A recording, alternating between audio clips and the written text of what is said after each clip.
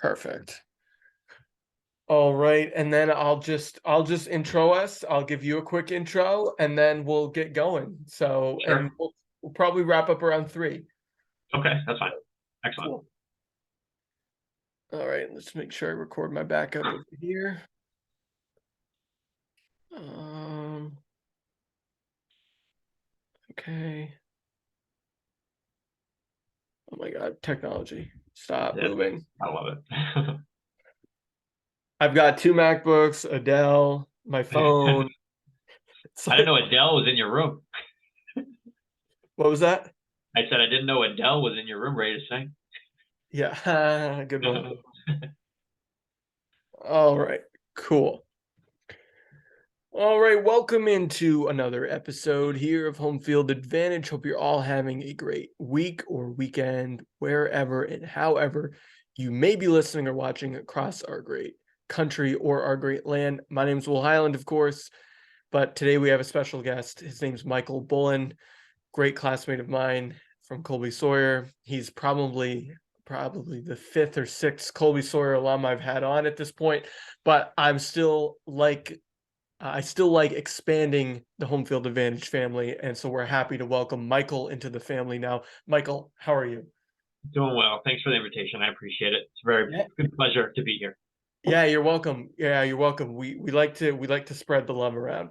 Um, Absolutely. I love the blue curtain. Always. Just see the other Colby Sawyer stuff around my office. All right, cool. Well, thanks again. Thanks for accepting my invitation, coming on at such a late notice.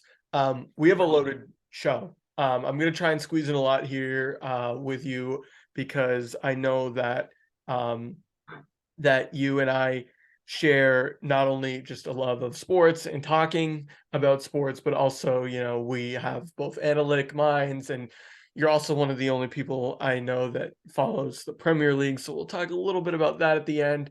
Yeah. So yeah, we have a lot to get to. But before we started recording, you told me you had a bet placed on Oh, the Bruins game today. You want to tell our friends yeah. listening what your bet is on the Bruins game? So big money moves today for bet today, 100 to win 300. We had Bruins money line over the Lightning. It was a risk, but parlayed with Pasternak goal and both teams to score. So sitting pretty right now, 1-1 after a period. Pasta needs to score. Bruins need to win, but we're working. We're almost there. We're a third of the way there. So we'll All see. right, yeah, and I got the game on another screen, so if Pasternak scores, I will let you know. Perfect. And who knows? I don't think the game will end by 3 o'clock. We're recording on Saturday afternoon, but if it does, usually it won't go that fast. We'll know if you cashed in on that bet, Okay. and really the if you're listening or watching well after the fact, which most of you probably are, you'll know whether this came through for Okay. Mr. Bullen.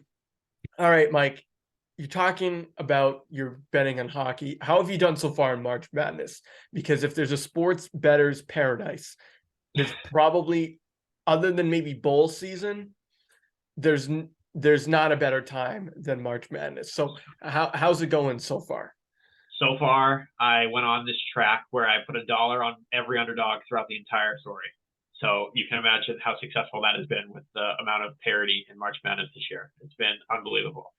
So $64 in, I'm already up $74, and it's the Elite Eight, so I'm pretty excited about it. The biggest win so far was I live bet FDU to upset Purdue when they were down by 16 in the first half.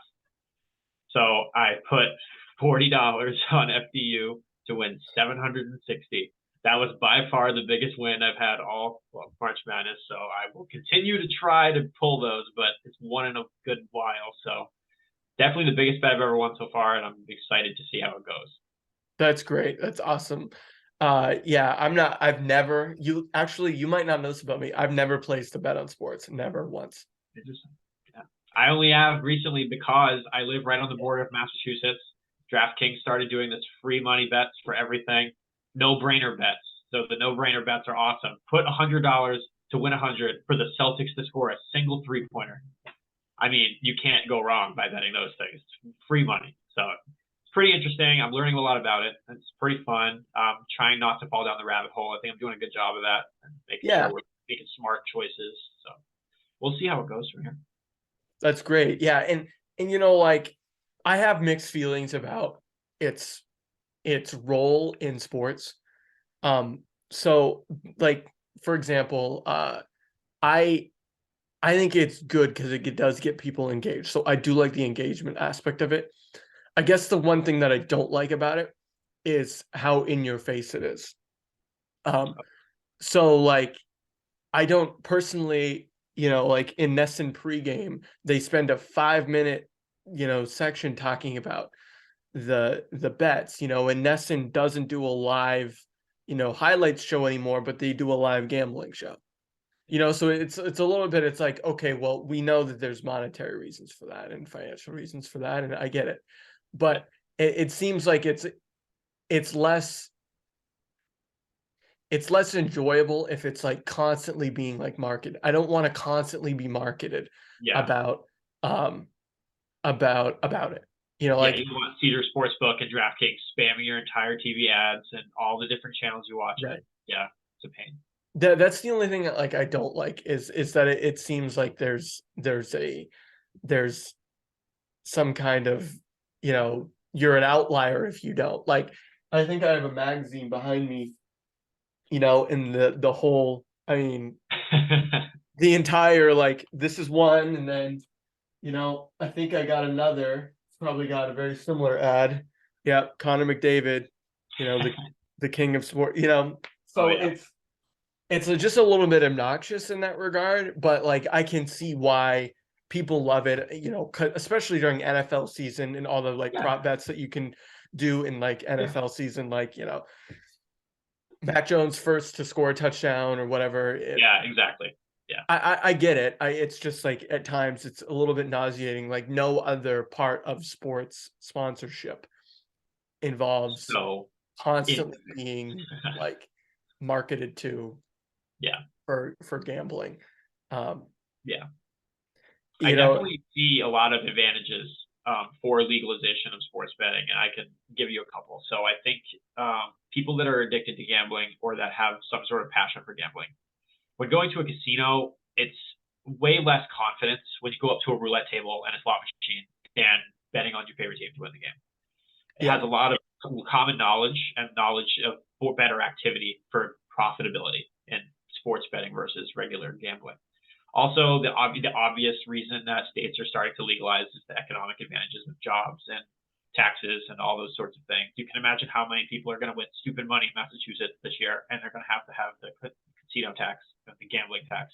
right. So you can imagine the success. But also, sports betting is also a huge overconfidence, false sense of control risk. So I'm going in. I bet recently on the Celtics to beat the Rockets money line. They were minus 300 and they lost. If I put stupid money on that, you can imagine the pain and suffering, and that's the real risk for the rabbit hole where you just continue to fall, fall, fall, and you got to make sure you're being smart about these things. So just making sure you're not falling under the house rules and the overconfidence. You have to be logical. So making sure Right. you're making simple parlays, simple money lines, simple over unders, whatever makes you comfortable, but without obviously losing money. So it's very much a risk.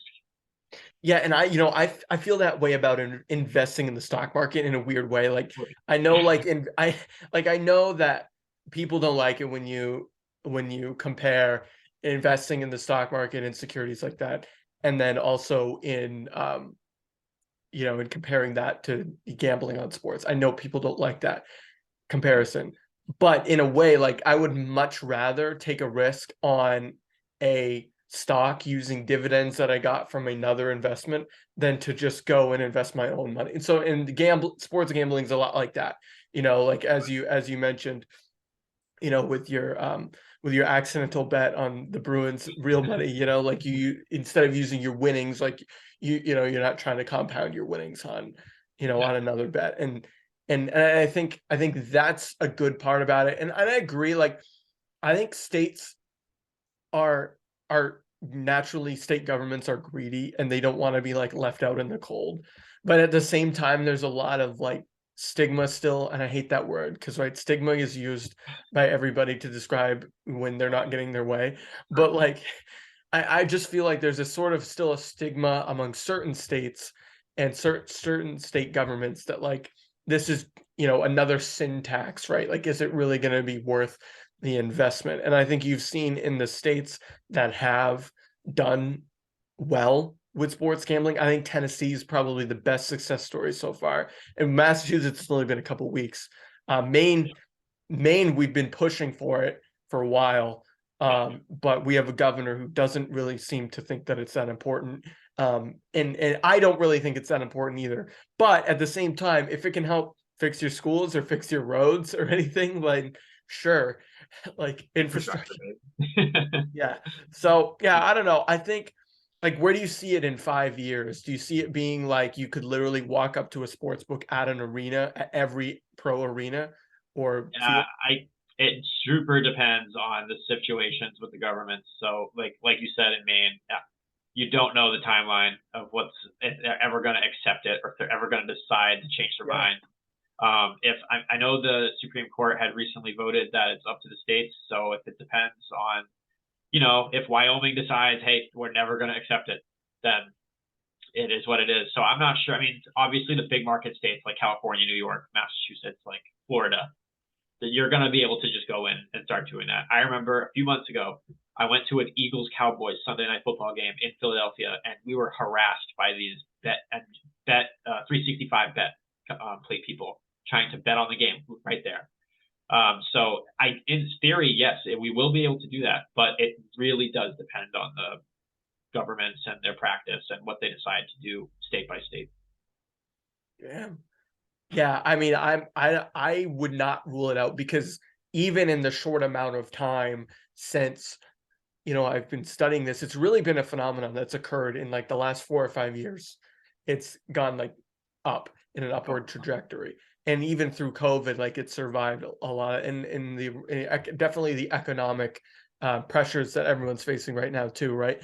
The amount of disposable income that folks are going to have is probably not going to stay level in the next couple of years because of inflation and recession and all those things. But this isn't a business podcast, so I don't want to no. get bogged down there. No, But no, it does actually like reflect. Oh, we got to fight. I thought it was a goal for a second. oh. Just uh, there is a reflection in that, right? Like if you're gonna really have sports betting take off, then the public also, it's not just the government, it's also like the public needs to like accept it, right? And it like right now, I don't know what the numbers are, but I would guess it's still a small minority of sports fans who bet on the games. But in order for it to have the kind of like in stadium atmosphere that we've been talking about, you'd have to get it to a point where it was so widely accepted and used that it would be a waste of money not to do it, right? Exactly. Like they're not going to invest in the infrastructure if a small amount of people are still doing it because I mean attending a game I mean I'm sure that Cowboys game was not cheap. No. So it's like going to a game and then also having betting at a game, like that's a lot to ask of a sports Yeah, fan. exactly. It has a lot to do with consumer confidence. It's a matter of, yeah, like you said, disposable income. If we do see the banks collapse and we see all this recession inbound, then I see a hiatus, a great breaking point for a little while. But as soon as that is over, or however long that may be, we'll see some sort of growth period. But it all really depends. So we'll see how it works out. Yeah. I think it has a bright future. I think people have invested a shitload of money in it. And I think the leagues are so invested in it, right? It's not a secret to me, at least, that, you know, the Raiders moved to Vegas and the NHL expanded to Vegas. And I think the NBA wants to go there. Yeah, And that's not by mistake. Uh, and similarly, it's not um, it's not a mistake that companies like FanDuel and DraftKings have become like almost on par with some other sport companies like Nike or Under Armour. I mean, they're talked about in the same breath. yeah. as Exactly. those guys. And if you're a Fortune 50 or 500 company and you're interested in investing in sports, then Why not? getting involved in the gambling aspect is I mean uh, a huge investment, but I think something that could pay off. And similarly, I wanted to get your take on this. I heard recently, and this isn't my opinion, but I think I agree with it, is that fans like you and me, like, we're not the real customers of sports leagues anymore. It's like the betting companies and the sponsors and the TV companies, and that we're just vessels by which data is transferred from one to the other. I mean, yeah, I totally agree. If you look at how the heck does Lionel Messi and Cristiano Ronaldo make so much money? You see all these giant TV deals pay for all the sports teams, and you see the wages being paid by them. You and I paying for the subscription for ESPN Plus or whatever has no impact on this whatsoever. But you see NBA sign super contracts with TNT, TBS, and all that giant billions and billions of money is the main vessel. So I would agree. We're not the consumer. We're by far just the small entity on the side that just spectates this giant interaction between TV deals and sports companies or sports period. So yeah, I agree completely. It's definitely interesting. I would hope that it returns someday to the consumer. I think the NBA players make way too much money. Granted, it's a small team. It is what it is. But Yeah. it's definitely difficult to sit here and say, wow, how does LeBron James make $37 million a year? I mean, that's crazy money. So, but Right. It's unbelievable. And I think so too. Like, and it really does take Tampa Bay's on the power play. Yikes. There is a like, think an awakening among some sports fans that, it's going to be a 5-on-3. Ooh, you hate to see it. Not great. High sticking on coil, it looks like. Okay. So what I was saying was there is an awakening among sports fans that this is sort of happening, because I think what it takes is it really does take like you to go to an event and see like, okay, so you're telling me that like soda is $15 and like, and this Here's jersey is $300, and it's like I am just here. I am a pawn because I'm here, and there's sponsorship things going on, and I'm eyes on a product. I'm not the one being catered to. It's like the big companies that invest, it's the gambling, it's the TV, 100%, the streaming companies. Think about Amazon right now. Amazon wants to move Amazon wants to make a deal with the NFL so that they can flex Thursday games. I know, isn't that? I mean, it's one thing to flex Sunday games or Monday games late in the Yeah, year, but yeah. to flex a Thursday game really messes up the calendar. But Oh the yeah. NFL is going to do it Oh for because sure. Amazon Oh paid an obscene amount for yeah. that Thursday night package. So Oh yeah. that's really the thing is, and I would argue the players are almost like fans now. Oh yeah. Like they're just the vessel of this big entertainment um Yeah. apparatus, I guess. Exactly. Yeah, Yeah. exactly. I mean, if LeBron isn't doing what LeBron does, the Lakers aren't going to make that money, and the TBS is not going to make that money. TNT is not going to make that money back. So it's all a matter of like they're just kind of the pawns. He's right. You're exactly right. As soon as the NBA signs the deal with TNT, the players have to perform in order for the deal to succeed. And if the players don't perform, they're just being used, and it's constant money grabbing, and it's kind of sad to see, but it is part of the NBA and part of the NHL. And I mean, I shouldn't say the NHL. The NHL is so much different, but it's part of sports in general. Yeah, I think the NHL is more like MLB, where like the NFL and the NBA are so big. They're so big, and they have such a big television reach with between like obviously the NFL's king, and then I would say the NBA is sort of queen. Yeah, But the MLB and the NHL are more regional because they rely on regional sports networks a lot. yeah, Um, exactly. and that model is breaking down fast. Oh, And like Nesson is sort of a joke in terms of, in Bali sports is going to go bankrupt. I mean, like, and then when I say Neston's a joke, I mean, they do good programming, but they don't, I mean, they don't have the pull, right? Yeah, So when Dish Network wants to drop them or when DirecTV wants to drop them, I mean, they're a drop in the bucket, right? Whereas like, exactly. ABC's family of network, Disney's family of networks is huge. NBC's family of networks is massive, and so that factors into it a lot too. And I know the NBA does regional sports networks as well, but not to the extent I would say that the NHL and Major League Baseball rely on it. Major League Baseball is almost 100% regional Yeah, sports networks. I think yeah, there's only 3 or 4 national games a week, yeah, right? And maximum. It's the Wednesday night rivalry and the Sunday night baseball, and then I can't even think of another one. I think That's it. Saturday. I think it's Saturday. The Saturday afternoon is a day game too. games, right? Saturday matinee, yeah. So Yeah, it's on ESPN and stuff like that. But you know, I hate how First Take and all of ESPN just disregards the NHL. Just want to bring that up real quick. I despise it. I can't believe that First Take thing the other day when the guy was saying, "Oh, the NHL, the Rangers don't count." Talking about New York teams. Are you kidding me, dude? Are you kidding? yeah. Original six hockey foot team? Are you joking? In New York City too. It's not like they In were New talking. York. It's not like they were talking about, with all due respect, they weren't talking about the Nashville Predators. I mean, Yeah. like they were talking about the New York Rangers in New York City.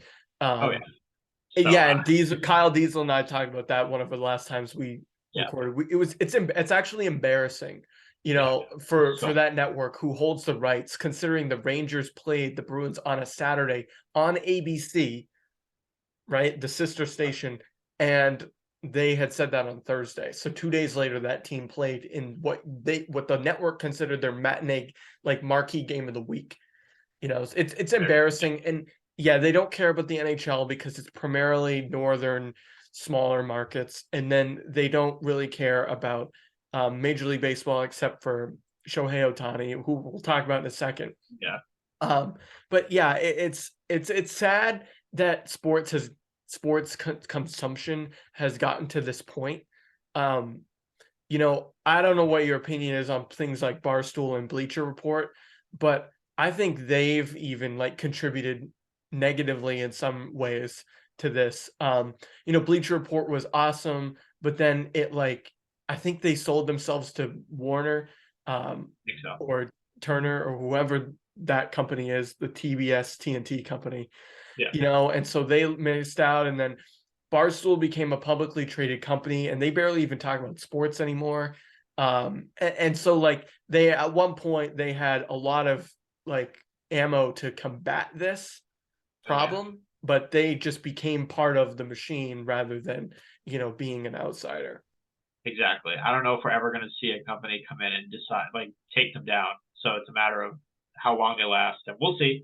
Again, it really depends. I wish Barstool didn't make that jump. They were such a quality sports network to listen to. I really liked listening to some of their takes.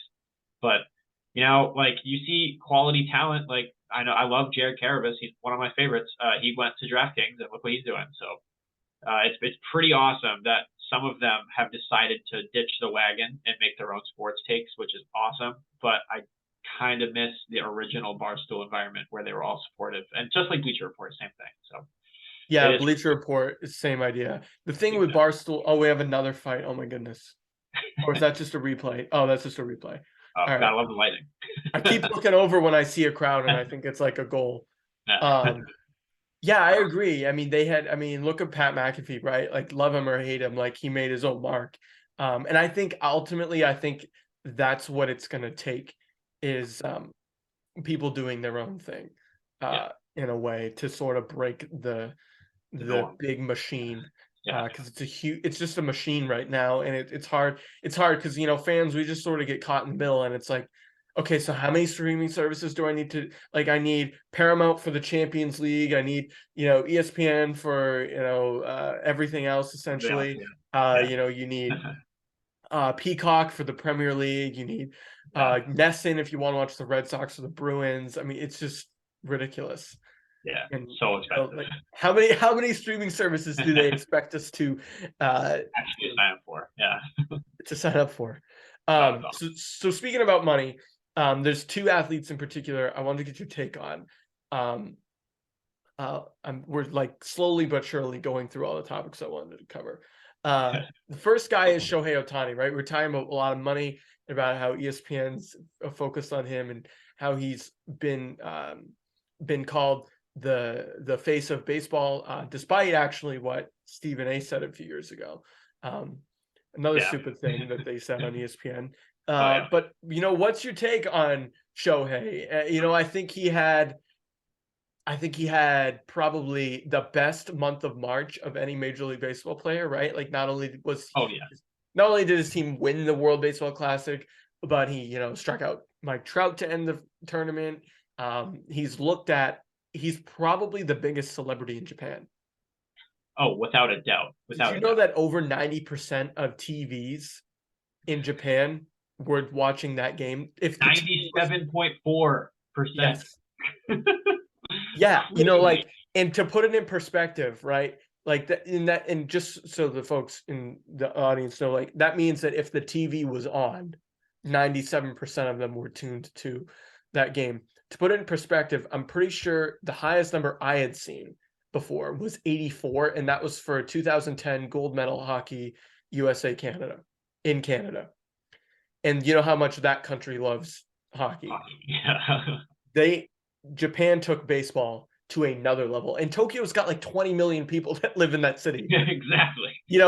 That's, I mean, all due respect to Canada, but Toronto's probably only got like 7 or 8 million, maybe. Yeah.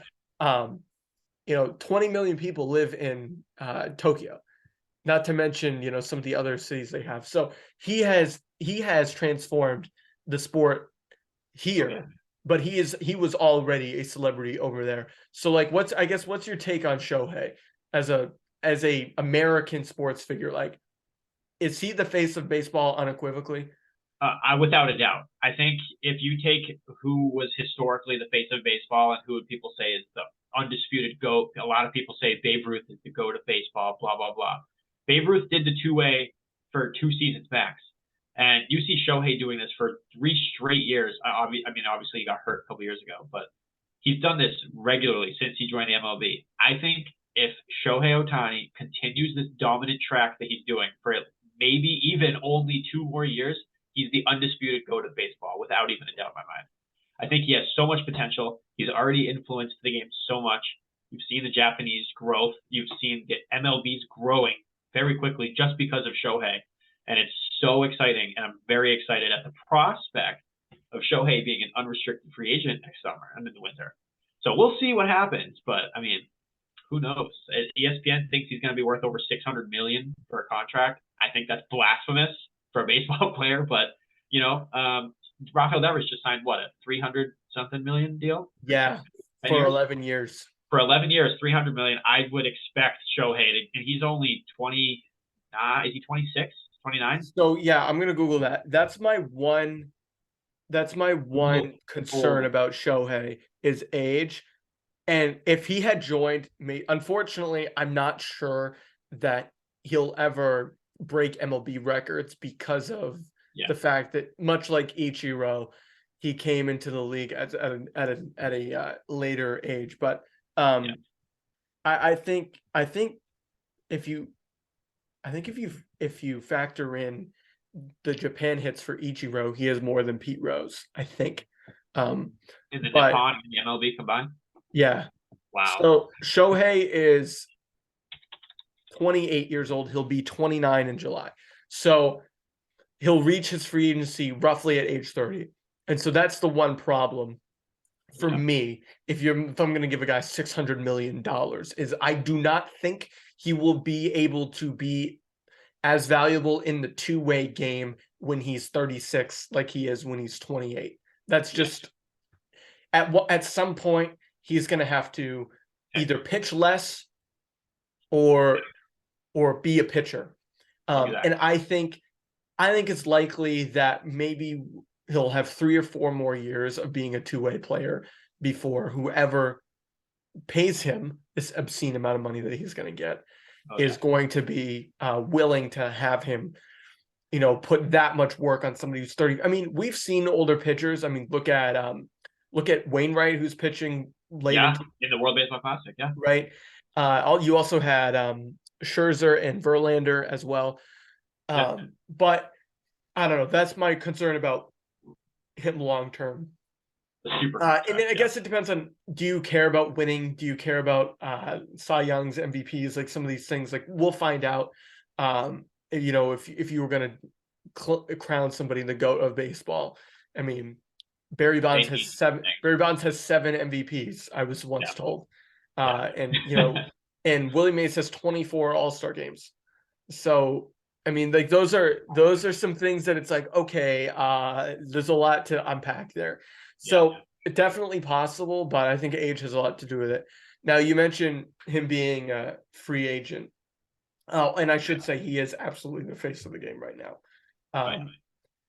The torch was handed from Mike Trout to Shohei on Tuesday night. For sure. It was.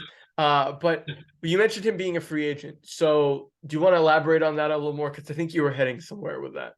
So I think a team with a big market like the Yankees, Mets, Red Sox, Padres are the big teams that Ohtani is going to decide to go to. I think if the Red Sox, took their hands out of their pockets and just whipped the cash out, I would appreciate it. I would say, hey, finally they did something with free agency that we haven't seen them do. I mean, obviously JD Martinez, like 5 years ago, was the last big name they got. But even if with Shohei Ohtani coming to the Sox, even if you sign him, we're still going to suck. And that's kind of a problem because we have a lot of deadwood in this club. Like Bobby Dahlbeck, are you kidding me? He's still on the Red Sox. And then besides that, Shohei Ohtani, after the World Baseball Classic, was quoted saying something along the lines of, I liked this environment. I liked winning. I want to go somewhere to win.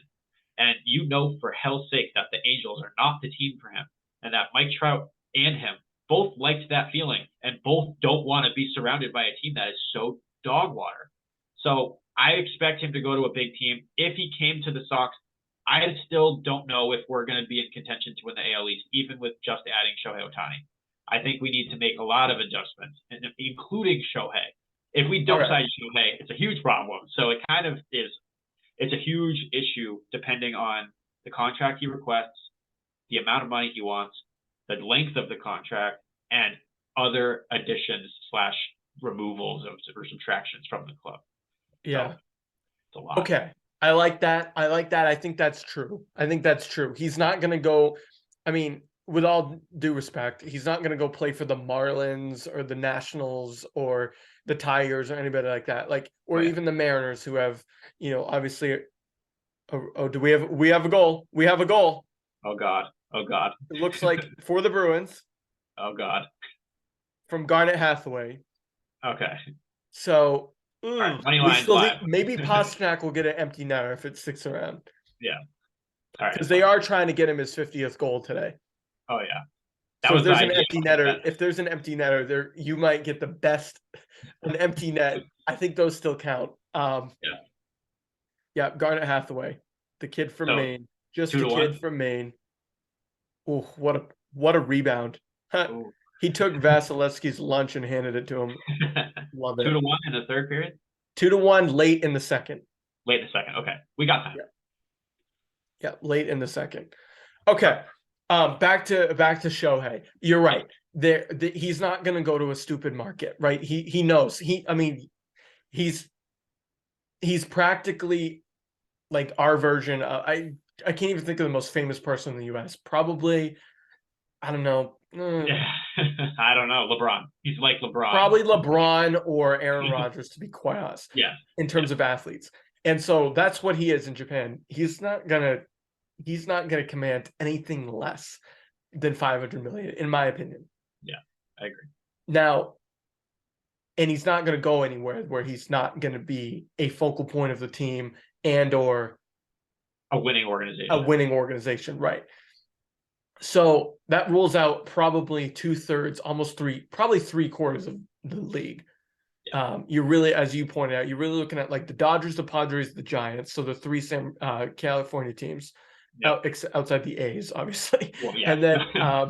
And then that probably brings in the 2 New York teams, the Mets, Yankees, and then probably the Red Sox. And that's probably where it ends.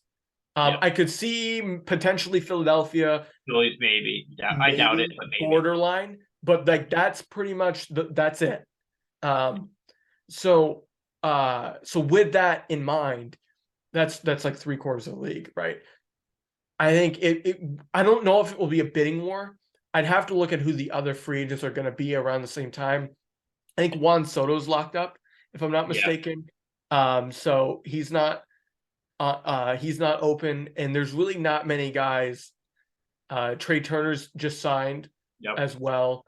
So there's not many guys Ohtani's age who have his stardom that I can think of off the top of my Yeah. head. So that could help or hurt his market, I guess. Yeah. For me, I think the Red Sox should do it. And I'll give you 3 reasons why. The first reason is all he has to do is look at this organization does still represent a big market. Like whether Heim or John Henry are treating it like that is a different discussion, but they still represent a big market. Now, with that said, you mentioned you were afraid that we might not be good, and I think you're right. The AL East is very good, but at the Dominant. same time, there's Marcelo Meyer and there's Cedric Rafaela. We have some good prospects who could help be a young core that's cheap. Yeah, exactly. Meaning that the only guys that are veterans that you really have signed long term at this point, you only have Story for 4 more years, including this one. You only have Sale for this year and next year, and then he's gone. And then you have Devers. And then after that, you'll have Devers probably until I think 2034. Yeah. So it's really just Devers, and then you have Yoshida here for 5 years. And that leads me to my third reason is he just won a World Baseball Classic hitting behind a guy named Masataka Yoshida, who is going to be a Red Sox and who's probably going to have a good year. I like the looks of him. I do too. I think he's got the DNA of a Red Sox. Oh, yeah. And I love the way he plays. I hope he pans out. Yeah. And so now you're looking at a situation where he's got a guy who he's friends with, who's Japanese like he is. Pick up the phone. Get him on the phone. I'm saying I just did the math. $500 million for 8 years. That's $62.5 million a year. That's an obscene amount of money. But if that's what it's going to take, get him. Go get him. Just do it. Just do it. Yeah. If we freaking Red Sox. If we see Masataka Yoshida blow up like this, not quite obviously Shohei's level. He's not a pitcher. He's not going to do the two-way thing. But if he wins AL Rookie of the Year, which is, I think it's very possible. It's quite possible if he performs at all, even close to the World Baseball Classic, how he's been playing. I think he has that. He's ready for the MLB. So if he has a great year, Red Sox show some promise, and we're missing the big piece. Shohei's got to look at us and be very much considering that he could be the missing piece to bring this team back to the glory.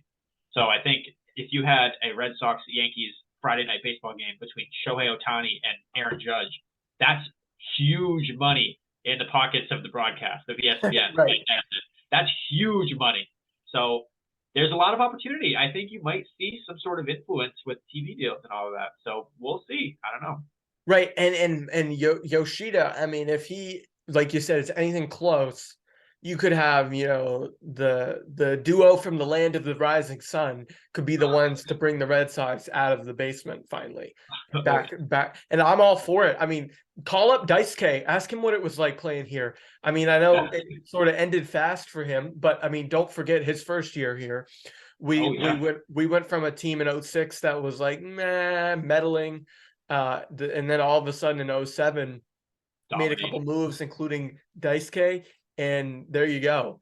And you also had a young core in 07, right? You had Pedroia, Ellsbury. I mean, we could put together a very similar type roster. Exactly. Very fast.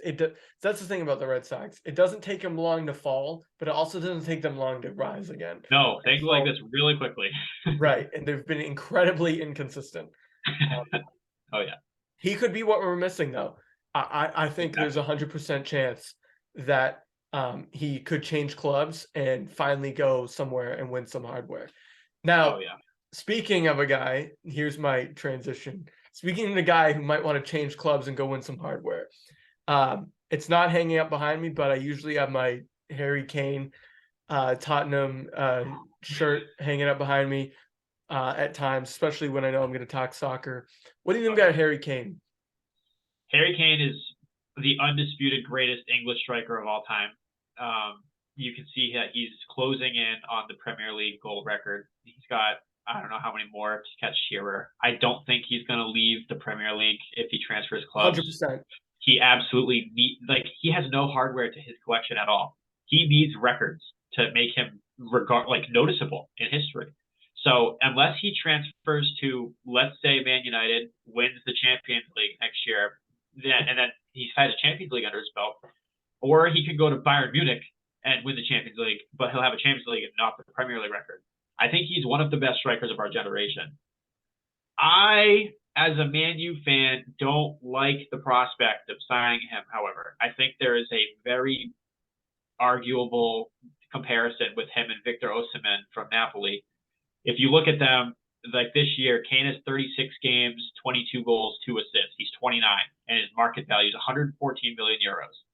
Osimhen has 7 less games, 3 more goals, 2 more assists, and he's 5 years younger, and he's 150 million euros. You're talking a $36 million euro difference, and this guy has 10 years left. Kane has 5 max. I think Tottenham Hotspur charging 100+ million for a player that has 1 year on his contract is blasphemous, absolute insanity. Even though he's the best striker in the Premier League history, it's a lot of money for 1 year, especially without him arguably going to sign a contract immediately. So if you're Man United or you're Chelsea and you need a striker, and Harry Kane is Premier League proven, he's a dominant force in the Prem, you got to bring that price down to like 70 million, I think, to have a deal made. And I don't think Tottenham will go that low. I think it's going to be an issue, kind of like Paul Pogba, where teams want him, but Man United said, and then he leaves on a free. So we could see that happen, but I don't think with the way Tottenham has been working this season that he's going to stay. I mean, Antonio Conte straight up said the club is small-minded. I think the players and the big name players like Son and Kane are going to take that to heart, especially because they're the leaders of the team. So I'll let you explain what you think, but I don't know, man. It's going to be tough with Kane. All right. So thanks for taking the segue and just running with it, because I love it.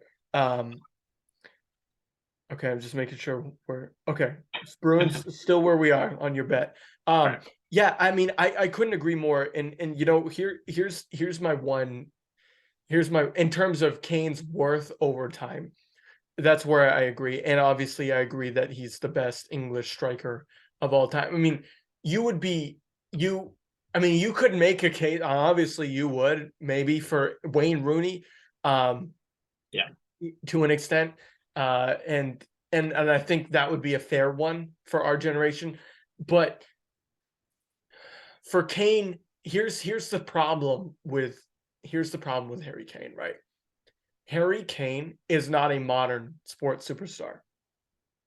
He's a guy that he just wants to play soccer.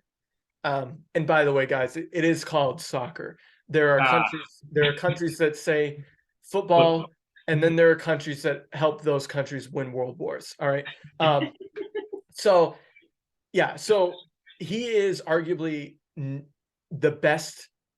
I'd say he's probably a top 10 player in the world easily. Yeah. But his problem is he doesn't act like a top 10 in the world superstar. And so he brings with him sort of this like boyhood, like I'm loyal vibe to him. And so that leaves some teams to like underestimate, like, okay, well, how does he really like want to win? Right? Like, is he really committed to? And so like, do we really want to give this guy 120 pounds or whatever, 1,000 million pounds or whatever it is? Like, do we really want to do that? Like, is he really the missing piece? Like, how hungry is he? Right? Because I think you look at him, you listen to him talk, and he's just so even keeled. He's not a guy that like runs around and runs his mouth like even, Mbappe does that, right? Messi and Ronaldo have done that, right? Like they want to be in the spotlight. I don't think Harry Kane wants to be in the spotlight. So I think he has a little bit, there's some question marks around him of how committed he is to winning. I think he's very loyal to England, his country. I agree with you. I do not see him playing in, Bundesliga or, Spain. He won't go to Serie A. He won't go anywhere but the Premier League. And I think that's smart. because of what you said. That's the record.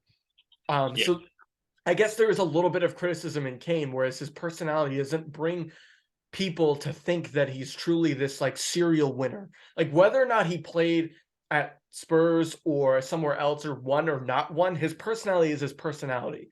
And if Yeah. people don't think he wants to be a winner, I personally disagree with him. I think he is driven. I think he does want to win. But I also do think that he's exceptionally loyal. He's very loyal to Spurs. He could have left if he wanted to in 2021, Yep. but Daniel Levy did not pull the trigger and let City get that transfer. It was actually a funny summer for Manchester clubs. I mean, City thought they were getting Kane, they settled for Grealish, and then you guys went and got Ronaldo like a week after, which was really funny. But that's my criticism, right? It's he doesn't do a lot of things to make people think that he wants to win. Yeah. Even though I think that's wrong and he does want to win, the way he's perceived is he's perceived like, he's not a modern superstar. And people think he's a loser. People think he blows it. I mean, just because he plays for Spurs, I think he deals with a lot of that, let alone what happened in the World Cup. Brutal. People will never forgive him for that. And so it doesn't matter how many scoring records he gets, people will always look at him a certain way. So I think that's a problem for him. And I think because of that, he could leave and he could go to United. And I think you guys should make a run at him because he's not going to hurt your team. No. I mean, a lot of problems. You guys have more money than God. So I wouldn't worry about that. No. Yeah. The age doesn't really matter, actually. I mean, if you look at it, we signed Ronaldo when he was 37. We signed Lukaku when he was in his low 30s. We signed Van Persie when he was 30. Ibrahimovic when he was 36. I mean, we are awful at transfers, and we've always had old strikers, and Kane fits in that category. So I mean, he's 29. I mean, let's not pretend he's in his 30s. He's not 60, but like he's an older, and he's not like Victor Osimhen, who is sort of the thing that we've been trying to do at United is buy young talent. He's 24. He has a lot of opportunity. I mean, last summer we bought Antony. He's 100 million. He's had a difficult stretch to start his career, but he has some extremely important goals like that one against Barcelona in the Europa League to knock him out. Like he has a balance in the team. He makes our team better. He's not scoring goals. He's not doing assists, but he makes the team better. Kane is the opposite, except he also makes the team better. If Kane came into our team and we had Rashford on the left, Antony on the right, and Kane in the middle, I can't tell you how many freaking goals Man United would score, especially through Kane and Rashford together. Unbelievable amount. That's why we need a true number 9, and Kane fits the script. Right. I just don't know how much he's going to be. That's the only. And Kane. Well, here's the thing about Kane too is there was like in the Poch years, which is like toward the end is when I really started following and becoming a Premier League fan. Is he was the guy that like you had Eriksen in the middle that sort of ran the play, ran the show, right? Yeah, and then you had like Dele did the same thing to an extent, but then it was Kane that was the goal guy. But now, like and he still gets towards a shit ton of goals now. Yeah. But now he's almost more of like a playmaker. Like he is the playmaker. Sets up the play and does the perfect pass or the perfect cross. He's not necessarily the guy that's like inside the box. Waiting to. Not really Holland. Yeah, he's not a poacher anymore. That's for damn sure. He's not right. He's not Holland. He's not a poacher. And I think Spurs have tried to think that way. They've never been the same since Eriksen left because Conte doesn't want to play that. Mourinho didn't want to play that way, and it's different. And I think they've struggled with that. In finding like what role they want Son and Kane to be and to play in this really defensive minded system, and so that's hurt them a little bit. But they wanted to go get Lautaro Martinez if Kane left in 2021, and that's still a guy that they've been talking about, and they're talking about if Kane leaves, maybe they'll get James Ward-Prowse, and I'm like, you want a guy? I mean, granted, he might be the reason Kane leaves in the first place because Southampton beat us, which means that we might not make the Champions League, which might mean that Kane leaves, but I mean, if you want to go get that guy, I mean, that guy's the same age as Harry Kane. He's worse. I mean, Yeah. you're not getting better. And so I guess if I'm Tottenham, I don't sell him. Um, Yeah. I go to him and I say, look, we've brought in huge name managers. Jose Mourinho is a serial winner. He could not win here. Uh, Antonio Conte is a serial winner, and it looks like he's going to leave here without anything. Um, Yeah. Now, apparently, there is a clause in Conte's contract that if they were to make Champions League this year, which is potentially still going to happen, they're in fourth right now, Yeah. that he would have one more year at it if he wanted it. But his contract expires in July. I don't see him staying. So what he wants to go back to Italy. But what I would do is I'd say, look, Harry, you're the face of the sport in our country. Go tell me who you want to be our manager and we'll get them. Yeah. But in return, you're going to stay here and you're going to be the man. You've Giving me already been the autonomy. man. You've already been the man, but you're going to be the man. You're going to help us get players, Yeah. right? You're going to help us get transfers that are better than what we've been, and we're going to spend money on you. We're going to spend money on you and everybody else. Cause right now seems like they're okay making fourth place. Cause it gets them the four Champions League games at least. And it gets them, the money. And then just as we've always said, they don't care about the fans, right? No. Like they don't care that they ever won a trophy. They just want to fill that brand new stadium. So I think it's tough. And it just goes back to a lot of what we're saying. But if he ends up with you guys, please take care of him. Because I mean, and I'll always root for the guy. I think he, as much as I criticize him for not being a modern superstar, I think that's a good thing. Like a guy that just wants to hang out with his family and like Yeah. occasionally play golf and like Has a show lot of up and humility. play football. I mean, there's That's what you want. nothing wrong with that. Yeah. No, I mean, Man United are famous for treating top players very well. Obviously, the Ronaldo thing kind of etched a bad mark in that. But historically speaking, we've always taken in these guys from the Prem. Like, for example, Van Persie is a Man United legend because he came in from Arsenal. Who would have thought he'd come from Arsenal and he won the Premier League the next season for the first time with United? Like, that's sort of something that I think we could see potentially happen. I think Kane comes in, we're instantly a Premier League favorite, and we can make a run at City and Arsenal next season. I don't think Arsenal have the depth to make it 2 or 3 years at the top. I think this is their go now or don't go at all. So they have a really risk, especially with how good Man City are. It's really difficult to beat them, and I'm stoked that we beat them once this year, but we got embarrassed the other time, and it was awful. So it really depends on how much we can compete with City, and if we get And Liverpool too. Liverpool's not going away. Liverpool's going to come back strong next year, and I hate to say it, I hate Liverpool more than life itself, but if Liverpool have Cody Gakpo, and Cody Gakpo starts to perform at the level that he was supposed to with the price tag, and Holland continues this dominance. If Man United get Kane, all three teams have well-rounded teams with a top-quality striker. I think there's a huge opportunity for a crazy title race next season if United gets Kane or Osimhen or whoever else is an opportune striker available. I think obviously those are the two. I know Man United claims that Osimhen is the favorite or their leader of who they want, their top of the list, but Kane's 40 million cheaper. So I don't know if the Qatari government comes in and buys United in the next couple of weeks. I think we're just going to go get Osimhen. If we still have the Glazers, I think Kane's going to be the logical opportunity because it's cheaper and they're broke and they're pathetic. I'm anti-Glazers. Glazers out. I find, and this is the same.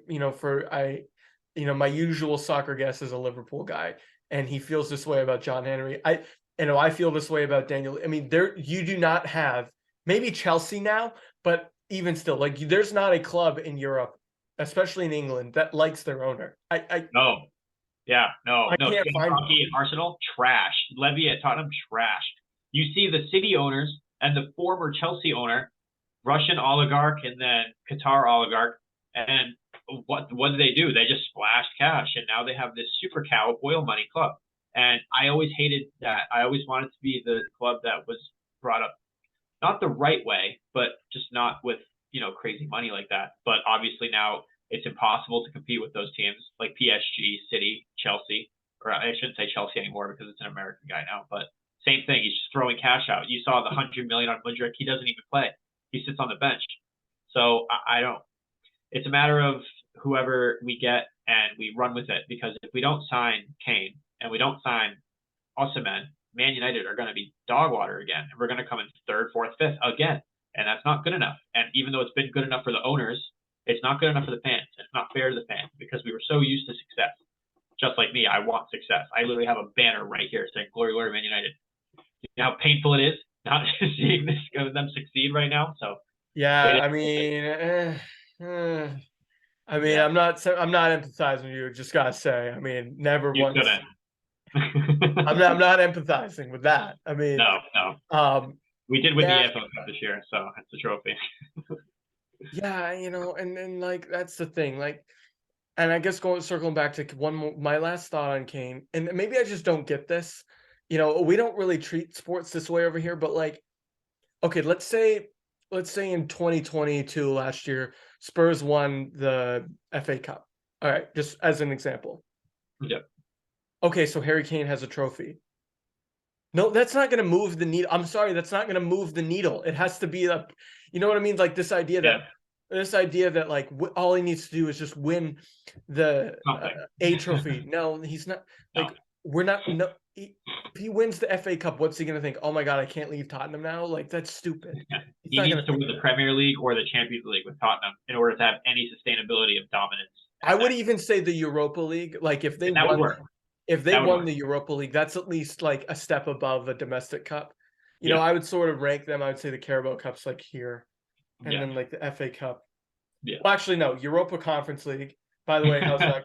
Just kidding. I'm kidding. I know you guys are in Europa League. That was and then up was, I would say, the FA Cup, and then you get like the Carabao Cup, or kind of like the same thing, like and then Europa League, and then Champions League, and then I would put that with winning the league itself.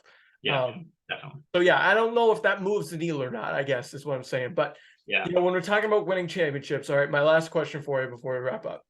Yeah. Just after 3 now. Celtics or Bruins? We're jumping around again, but who wins first? Because who has the better chance of winning this year, I should say. So I think the Bruins at the trade deadline went all out to try to win now. I think the Bruins are much more likely to win the Stanley Cup than the Celtics to win the finals. I see the Celtics as this dominant team in a really tough conference. They have the Bucks to get through. They have the Heat to get through. The Cleveland to get through. Sixers. The Sixers. They're all super solid. And the West is all right, but the team that comes out of the West is going to be awesome because it's either going to be the Mavericks, the Suns, whoever Golden State Warriors, whoever comes out. I think by the time, if the Celtics survive the East, they're dead tired, no energy, just like last year in the finals. They got thoroughly outplayed by the Warriors because they were so deadbeat. The Warriors just coasted through the postseason to get to the finals, and the Celtics went all out, 7-game series. You're going to see that again. The Bruins, however, 9 games ahead of the second best team in the league. I'm not even talking the Atlantic Division or the East, the whole league. I think they could sweep every team on the way to the playoffs. Wow. I really don't think it. I think they're way more likely. See, I think so. I would take your Celtics argument and also use it against the Bruins. Like, even though they're miles ahead, like they could, like if they win today, hopefully they do for your bet and other reasons, they automatically clinch the Atlantic. They could literally chill out for a while. Yeah. Because that would guarantee them home ice in the first 2 rounds, no matter what. Yeah. And then the third round, you would have to. The only team that has a chance of catching them is either New Jersey or Carolina, in terms of the overall East top seed. And I don't really see that happening, even if they took their foot off the gas once they clinched their division. I personally don't think they care about the all-time wins record.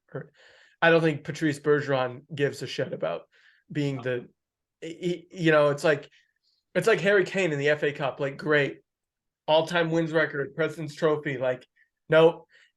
So I shouldn't downplay it. Maybe he does care about the FA Cup, but I know Bergeron does not care about the President's Trophy. And so I would use that same argument a little bit against the Bruins and say, okay, well, even if they're the top seed, the team they play in the wild card round or in the first round that's a wild card is going to be hot, right? And so that team's going to come out guns blazing, and Yeah. they're probably going to give you maybe not a fight, but I wouldn't doubt if that series went 6. Fair. Even Yeah. if they Hockey win, is so random like that. Yeah. yeah, even if they win, I wouldn't doubt if it goes 6. And then in the second round, they're going to play Tampa or Toronto. I mean, those two teams are pretty good. And then the third round, you're probably looking at New Jersey, New York, or Carolina, and all three of those teams are very good. So, I mean, you would say that the Bruins' road to the championship is very similar to the Celtics. Now, where Difficult. I agree with you is that the Celtics are going to have to fight to even get a good seed right now. Like they Yeah. have to try very hard at this point to overcome Milwaukee and stay ahead of Philadelphia and Cleveland.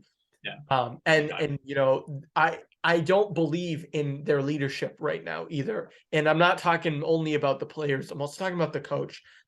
I don't really believe in Missoula. I don't. I think that eventually not a huge basketball expert, but I think there's been a lot of talk about how he approaches, timeouts and, late plays and all that stuff and the strategy at the end of the game. And so I think there's definitely a question mark there. I also think there's a little bit of a fractured locker room.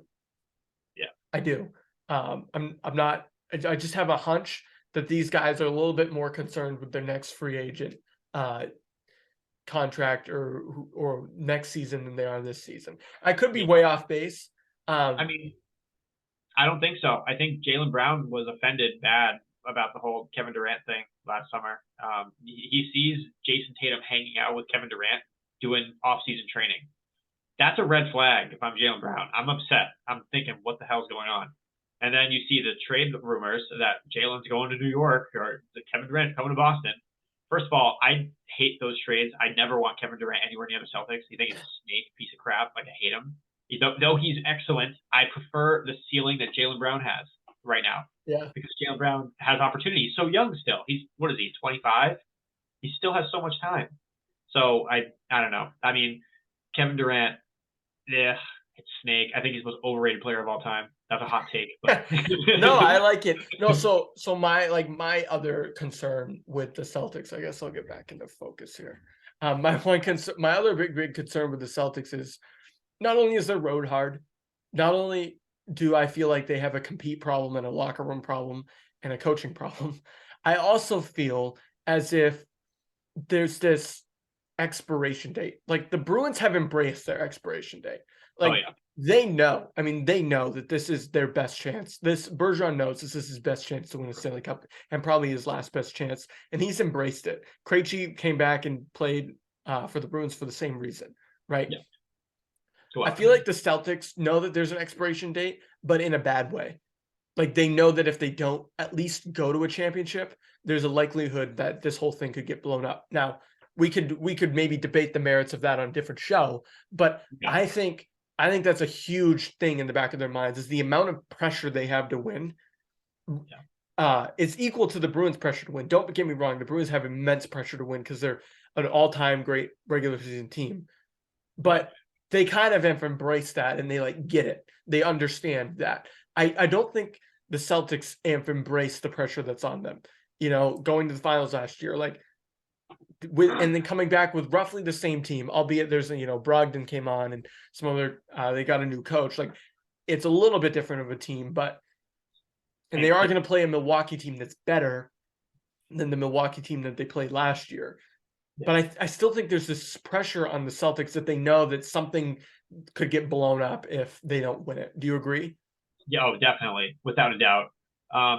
Tatum really wants that finals, really wants MVP. He has to put so much effort into carrying the team right now. I think if he keeps missing, he has all this weight on his back, and he's had some pretty horrific games in the last couple of weeks. Granted, every other game is excellent. He gets 45 points or whatever. It's stupid good. He's an excellent MVP candidate. But that amount of weight of him saying, we made it to the finals last year. It left a bad taste in my mouth. I want to win it again. This team is moderately aged. People are going to become free agents. We don't know what the alarm is. It's a risk. If we don't win now, when are we going to win? So they're having a good opportunity. They're having a good opportune season, and that, like you said, is allotting to this immense amount of pressure. So as long as they can handle it and keep their heads cold, then we'll see. But I don't know if the core of the team has the ability to hold that pressure. I think it could collapse. But again, I'm a hopeful Boston fan. I hope that doesn't happen. But Right. I mean, and I'm not rooting against the Celtics. I mean, no, just because I'm saying that I don't think it's their year, that doesn't mean I don't want it to be their year. I would love to see Tatum bring a championship back to that franchise. And same thing for a guy like Smart, who's sort of been there since the beginning of the rebuild way back in 2014. So yeah, I totally agree. I'm not rooting against them by any means. But if I had to pick, it would be the Bruins. Now, where do you see the Celtics season ending? Like what round? And where do you see the Bruins season ending? What round?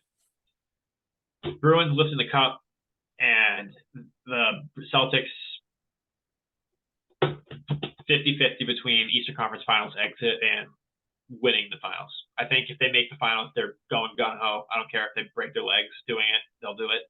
I think the hardest part for them is going to be getting there. So I think they coast through the first couple rounds. I think it's fine. But then the Eastern Conference Finals. And I really don't like that the NBA playoffs last 3 months. Like, it's awful. But, I mean, I know they play like on a Monday and then don't play again until like Friday. It's like, what are we doing? Yeah, what the hell? Why is 4 days? I mean, yeah, travel, a couple days, but some of the games are at home, like, and it's 4 days apart. Like, whatever. But the play-in tournament is coming up, so that's exciting. I'm excited to see who gets into the final spots. I don't know. Just, I guess, a quick last thing. Damian Lillard, the clock is up in Portland. I don't know what's going on there. He said he wants to win, and he doesn't see it happening in Portland. So we'll see what happens in free agency. We'll see what happens. Excited for that. Who knows? I mean, you could do a sign-in trade, and you could flip the Celtics could flip a guy if they wanted to. Yeah, big time. All right, so I'll stick with so I'll answer my own question. I think both the Celtics and the Bruins lose in the conference finals. I think Milwaukee is better than the Celtics, and I think it's Giannis' league, and everyone else is just living in it, in my opinion. And then for the Bruins, I think they're definitely. I think they're going to get out of the first round. Okay, hopefully this doesn't turn into like an old takes exposed.